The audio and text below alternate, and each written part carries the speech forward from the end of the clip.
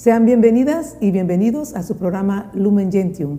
Confiamos en nuestro Señor Jesucristo que lo que vamos a conversar en este espacio con nuestro invitado será de iluminación para cada una y uno de ustedes, puesto que como cristianas y católicos estamos llamados a ser sal y luz de la tierra. Así pues, vamos a comentar que lo que vamos a estar conversando en el programa son los nuevos escenarios que tenemos y desafíos ante las políticas migratorias de los Estados Unidos después de la toma de presidencia del presidente Trump. Definitivamente, nuestro invitado es un experto en esta temática.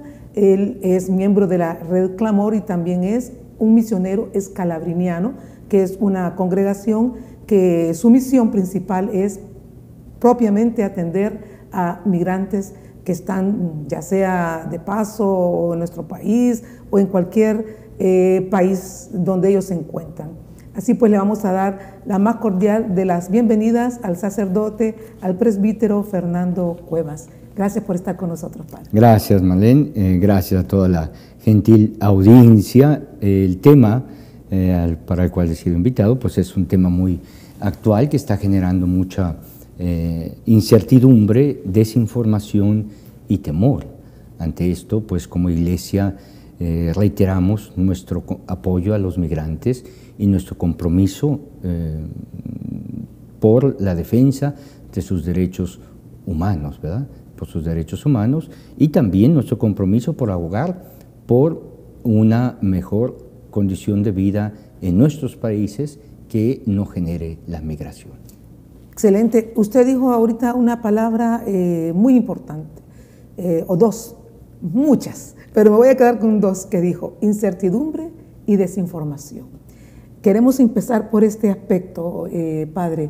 Ilumínanos un poco cuáles son estos escenarios en concretos desde la visión que tenemos de la iglesia, por supuesto, de esta temática luego que el presidente Donald Trump tomara posesión y que ha anunciado una serie de medidas que sin duda causan también la otra palabra que usted señaló, mucho temor.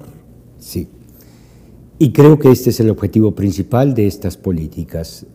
Trump durante su campaña hizo estas promesas de seguridad nacional, por tanto, continuó, como ya lo había hecho en su primer mandato, criminalizando a los migrantes, tomando a los migrantes, sobre todo a los indocumentados, así llamados, ¿verdad?, como los chivos expiatorios de toda la incertidumbre que se vive en Estados Unidos, o sea, el bajo nivel económico y adquisitivo que se está teniendo, el término del sueño americano, la inseguridad que también se está viviendo. Entonces, ¿a quién más echarle la culpa que a alguien que no tiene bien protegidos sus derechos, como son los migrantes? Entonces, estas medidas que ha hecho Trump, sin duda renuevan las políticas de su primer mandato, ¿verdad? Que era obligar a los solicitantes de asilo a esperar fuera de Estados Unidos antes de acceder a sus políticas, ¿verdad? A endurecer el que puedan recibir asilo en Estados Unidos, ¿no? El terminar el muro fronterizo, que fue parte de sus primeras polémicas, ¿verdad?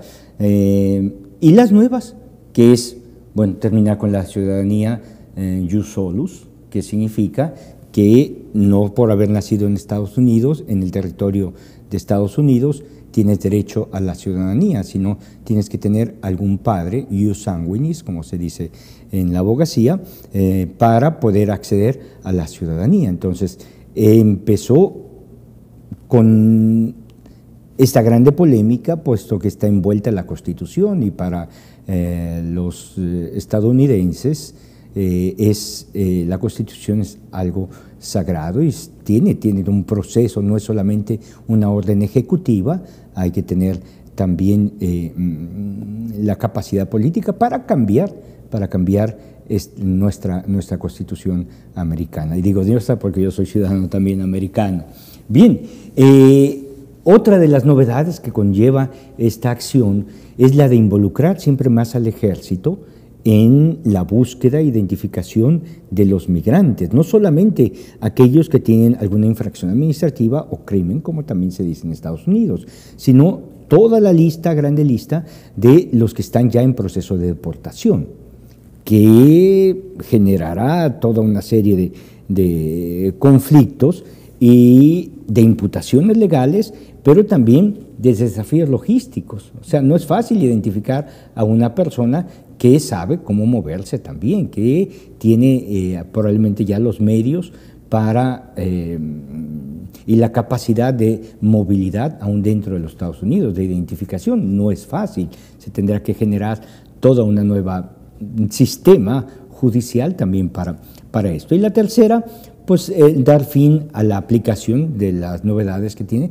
dar fin a la aplicación para el refugio o para el asilo, la CBP-1, que pues simplemente cerró la puerta, fue la parte más dolorosa y vistoso para todos aquellos que aspiraban tener una entrevista en Estados Unidos para adquirir una protección que todos los países están obligados al firmar estos acuerdos. Entonces, Estados Unidos no puede negarse a recibir, pero sí puede negarse sí puede afirmar el control. Entonces, lo que está haciendo nuestro querido amigo Trump es controlar siempre más la petición de asilos, haciendo lo que en su primer política llamó tercer país seguro. O sea, que puedan esperar en los países amigos de Estados Unidos para que de manera ordenada puedan acceder a una entrevista a través de la cual les pueden dar o no la protección de un refugiado o de un asilado, ¿verdad? Depende de la situación. Sin duda es una cuestión que nos llama a conocer más de cerca, como usted nos está informando, y por otro lado causa lo que usted decía, mucho temor, mucha incertidumbre entre la población migrante irregular, digamos, lo que está allá en Estados Unidos, como también en aquellos que van de paso, que están esperando, y por supuesto también en los familiares de aquellos que tienen personas que están en estas condiciones, por ejemplo en El Salvador. ¿Cuál es esa perspectiva que usted ha podido observar dentro de El Salvador con respecto al temor que se tiene de que puedan ser retornados cantidades significativas de personas que generan los ingresos de muchas familias y por supuesto que también generan muchos ingresos para el país? Estos son los mitos y la desinformación a la cual me refería al inicio, puesto que en los últimos años ha habido grandes deportaciones hacia El Salvador, grandes números de repatriados. Encontramos que usando las cifras de USAID, que me parece que le llaman aquí así, en el 2002 regresaron 14.437 migrantes, en el 2023 13.357 y en el 2024 15.003 migrantes. Entonces, bueno, las deportaciones ya estaban y Obama, la administración Obama, fue la que hizo más deportados hacia América Latina y el mundo, fue el que más sacó migrantes.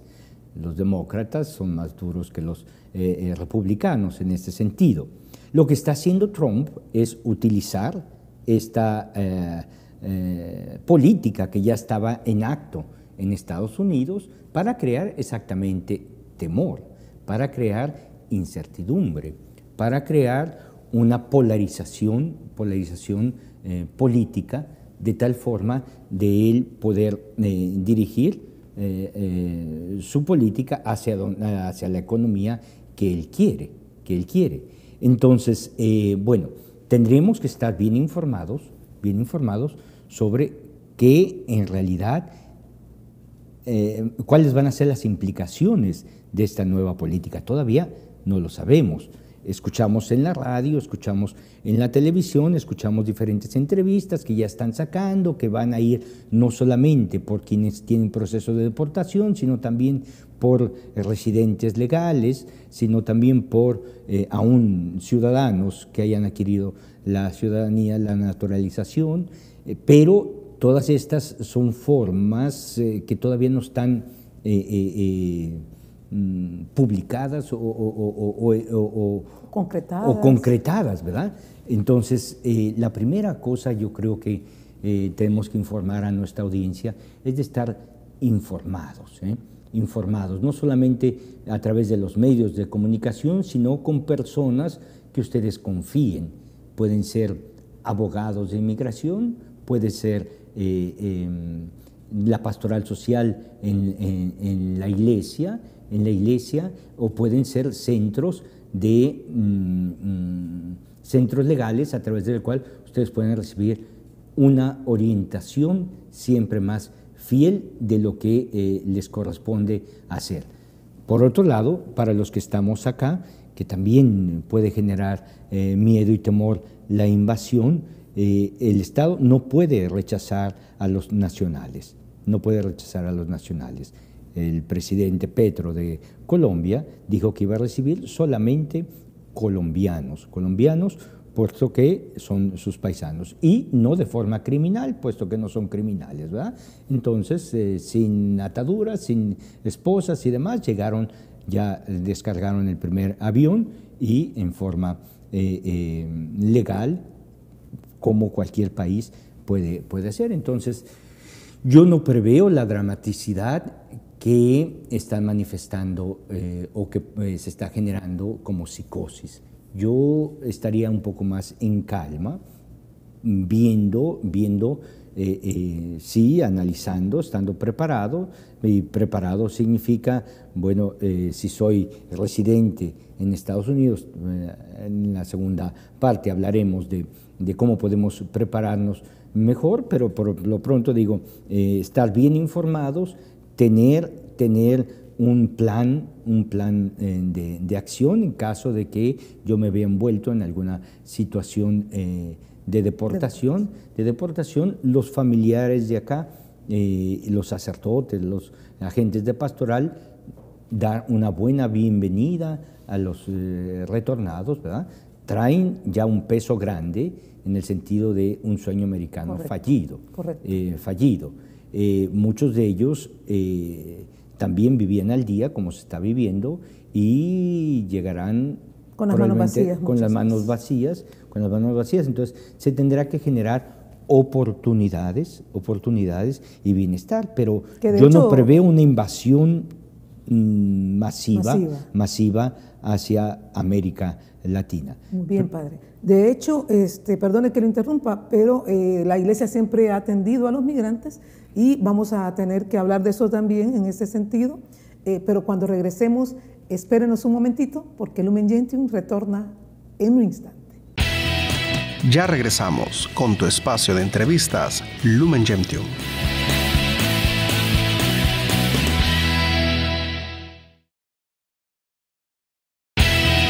Continuamos con tu espacio de entrevistas Lumen Gentium.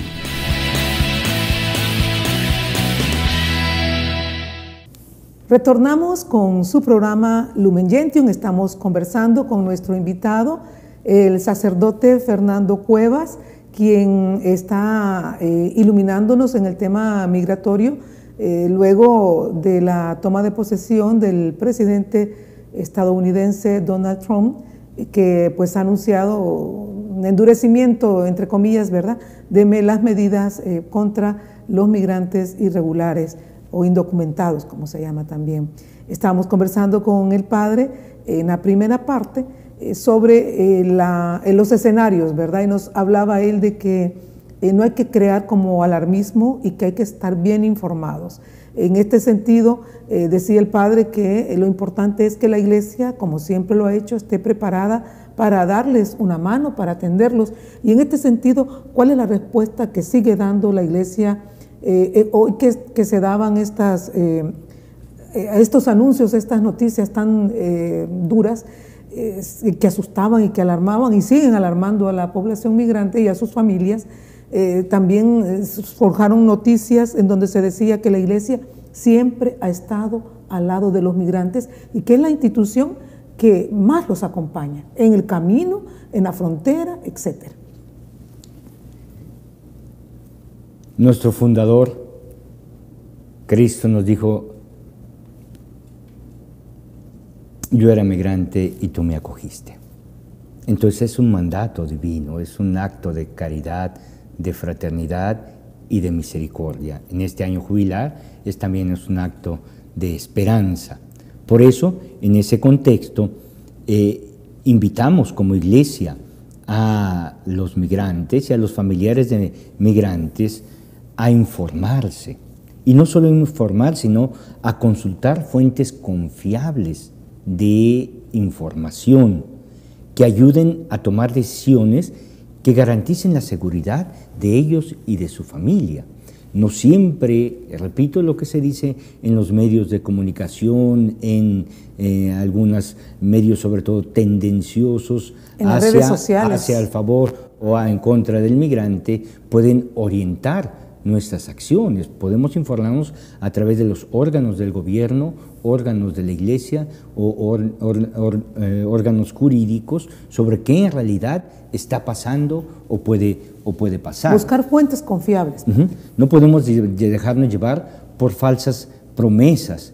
Tenemos que conocer también nuestros derechos y buscar asesoría legal con instituciones oficiales o redes de confianza como iglesias, instituciones académicas, centros comunitarios, que aquí también en El Salvador ofrecen un grande apoyo y una grande ayuda. Entonces, hay aquí en El Salvador ya instituciones que pueden dar seguimiento a procesos de deportación, que tienen ya vínculos con Estados Unidos, a través del cual pueden ellos desde aquí apelar inclusive a un proceso y o verificar el proceso en cuanto está. Pero hay que estar informados y conociendo nuestros derechos, ¿verdad? Nuestros derechos. Por ejemplo, en el proceso, si eres residente legal en Estados Unidos, es importante que tengan un plan familiar de acción. O sea, si le tienen a papá, a mamá o a alguno de los hijos, cómo van a actuar, cómo van a hablar de esto en familia, puede ayudar mucho, primero, a desmitificar, después a controlar ciertas emociones al saber qué podemos hacer, ¿no? Tener una carpeta también con los documentos esenciales, ¿verdad? Tu pasaporte, tu acta de nacimiento, tus tarjetas de crédito, que te permitan vivir más tranquilo ese periodo inestable de verificación de tus documentos y demás, ¿no? Saber que puedes ser responsable, saber a quién puedes ser responsable de tus hijos. O sea, si a ti te detienen por algún motivo, ¿quién puede quedarse con tus hijos? ¿Quién puede ser el tutor? Puede ser algún tío, algún hermano, puede ser la comadre. Dejar eso ya previsto puede ser de mucha utilidad y puede generar menos tensión para alguien que puede ser deportado.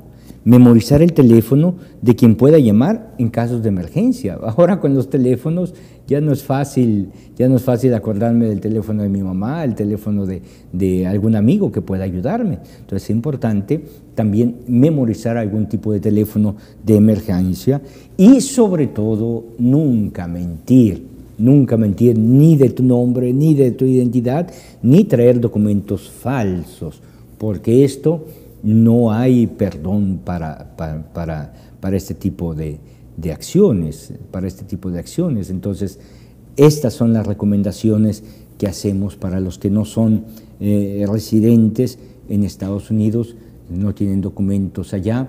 Es importante, uno, que tengan plan de acción, que tengan preparados documentos esenciales, que sean quien pueda hacerse responsable de sus hijos y memorizar algún teléfono y nunca traer documentos falsos. Es decir, tener un plan de contingencia. Este es un plan de contingencia que puede reducir la tensión al momento de ser o detenido o estar en riesgo de una deportación. Muchas veces se conoce de casos de personas que son detenidas y que por no saber cuáles son sus derechos, ni cómo defenderse, por decirlo así, legalmente, en una detención cometen errores gravísimos que les impiden poder apelar muchas veces, o que son deportados de manera, digamos, cruel, dura, porque a veces así sucede. Escuchábamos la vez anterior en una entrevista, yo escuchaba que alguien decía que también usted puede tener el derecho de decir yo me quiero retornar por mis propios medios. Muchas veces las personas no conocen de ese derecho, para no regresar de una manera como que yo fuera, entre comillas, un criminal. Pero no sé cómo usted puede... Bien.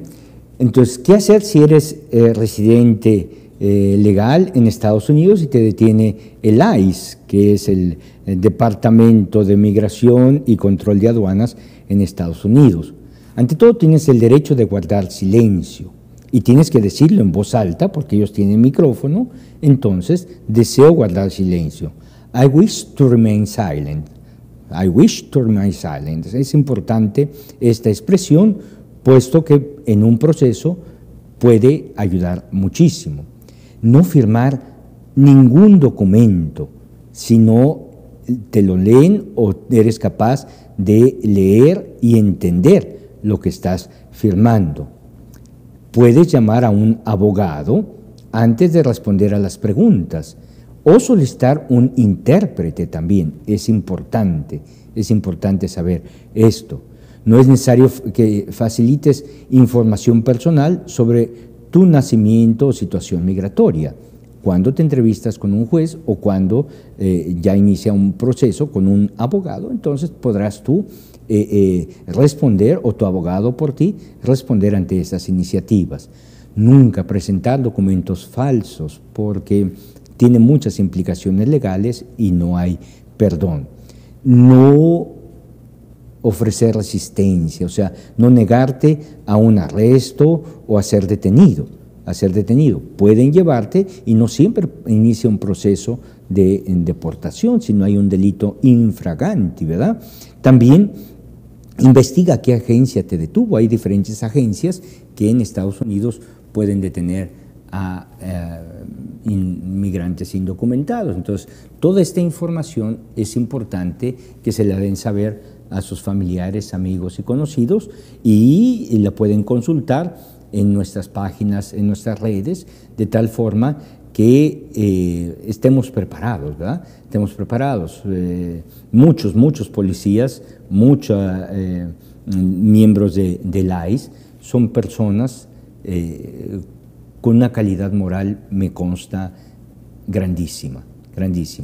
Habrá alguno que otro que es más tendencioso, y bueno, ante esto tenemos que estar un poco más atentos, pero generalmente muchos de estos hermanos, aunque sí deben obedecer las órdenes de sus superiores, tendrán la capacidad de dialogar, tendrán la capacidad de confrontar y de acompañarte en un proceso muchas veces sanador.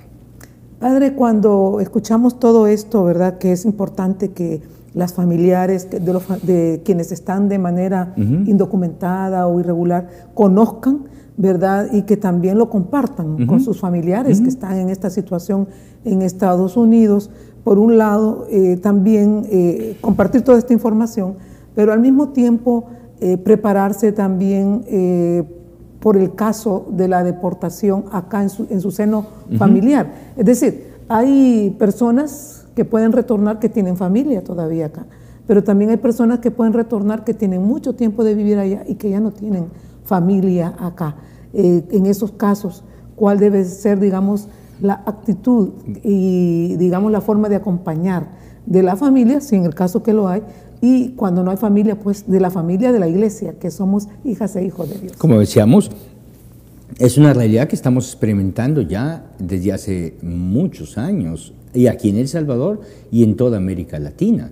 Muchos deportados, repatriados, han entrado en el tejido social de una forma excelente, se han integrado bastante bien, aún quien ya no tenía familia acá, con un apoyo de remesas, empiezan algún negocito, empiezan alguna actividad que a través de los cuales les permite mantenerse, ¿verdad? Mantenerse. Entonces, es importante, primero, para el Estado, también que propicie empleo, propicie actividades remunerativas que permitan el bienestar económico no solamente de todos los ciudadanos, sino todos los ciudadanos también incluyen a aquellos que regresan.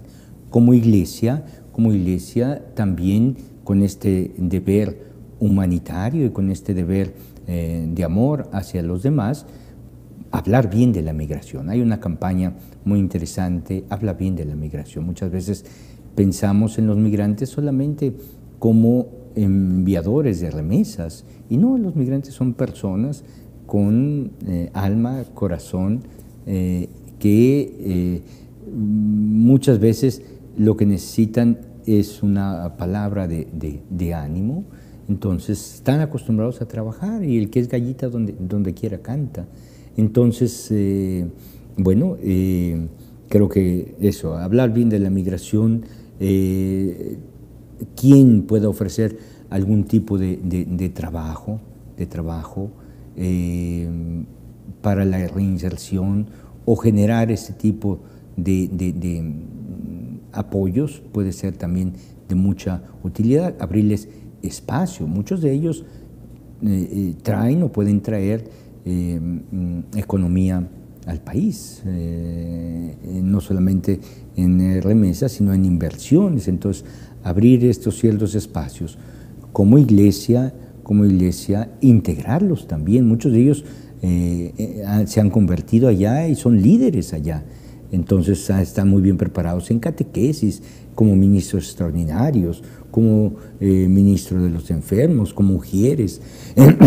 Entonces también tener la capacidad, usted sabe que en ciertas iglesias hay mandos que no permiten la integración de otros más. Entonces esto también para nuestra iglesia generará una bendición de personas preparadas.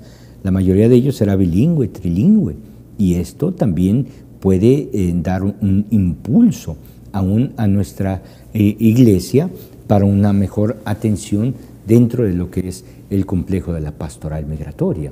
Entonces, creo que el retorno de migrantes puede ser también una bendición para el país y para la iglesia en El Salvador. De hecho, ya me contestó la pregunta que le iba a hacer con respecto al gobierno, cómo prepararse también para este retorno posible de migrantes, que como usted ya nos lo explicó, no es nuevo, ¿verdad? Ha venido de suyo en incremento en los últimos años, pero estar preparados siempre es una responsabilidad de todos.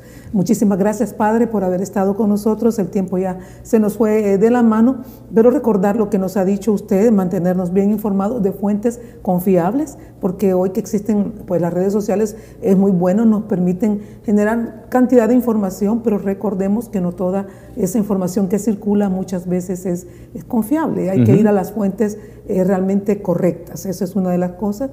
No crear pánico, ¿verdad? Con estas noticias. Y si tenemos familiares allá que están en estas condiciones, darle toda esta información de cómo pueden ellos tener un respeto más a sus derechos, porque como seres humanos, aunque estén indocumentados, tienen derechos y tienen que ser respetados. Correcto, y ese es nuestro anhelo, esa es nuestra esperanza en este año jubilar, que aunque hay toda esta información y desinformación, como iglesia podamos tener la esperanza en alto, y en este año jubilar podamos tener también esta apertura de misericordia y de esperanza a todos aquellos que cruzarán el umbral de nuestra puerta. Muchas bendiciones. Muchísimas gracias al Padre Fernando Cuevas por haber estado con nosotros y a usted por darle siempre seguimiento a su programa. Continúe con TVK.